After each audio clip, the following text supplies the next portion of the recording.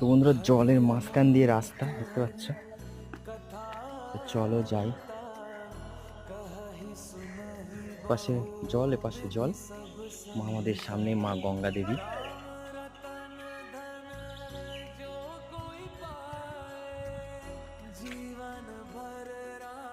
আর সামনে আমাদের পঞ্চমুখী সাপ আর শিব, আমাদের মহাদেব জি আছে।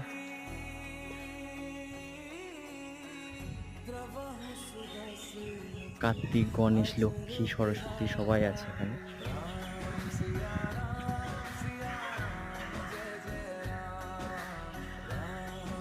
আর আছে 151 ফুটের হনুমানজির মূর্তি।